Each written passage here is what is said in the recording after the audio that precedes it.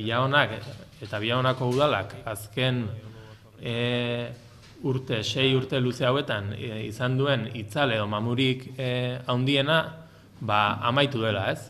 Villaona Lantzenek eguzki eraikuntzak egin zuen pleitoa bertan bera gelditu da. 2009an Villaona Lantzenek auzitegietan ebazpen bat jaso zuen, kontrako ebazpen bat, zeinaren arabera ia €1.000.000 ordaintzera kondenatzen zitzaion eraikuntza enpresa bati.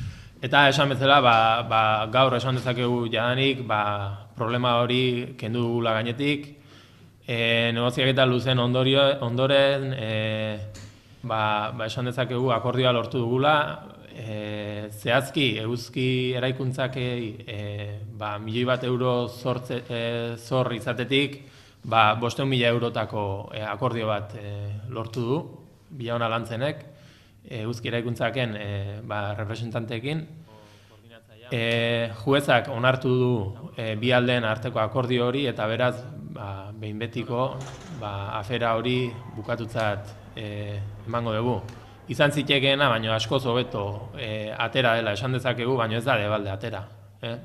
Esan bezala, 2008an Villaona Lantzen sortu zanetik, horrek eragin duen galera ekonomikoa importantea izan da, ez? Azken finean, €500.000 horietatik, €350.000 Villaonako udaletik atera direlako. Villaona Lantzenen berak ez zeukan dirurik zor horri aurre egiteko.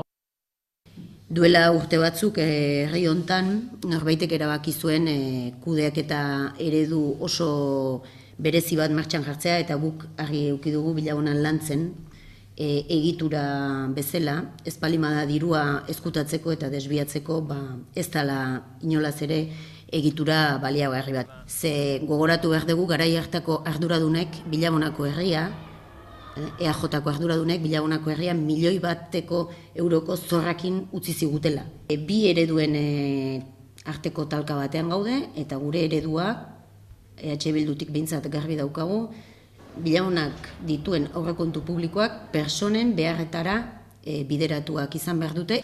EAJak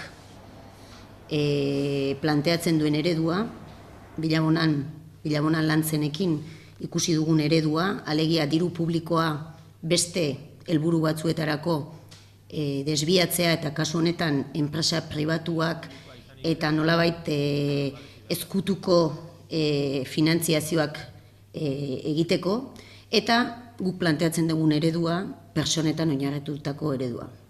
Eta eredua garbia da.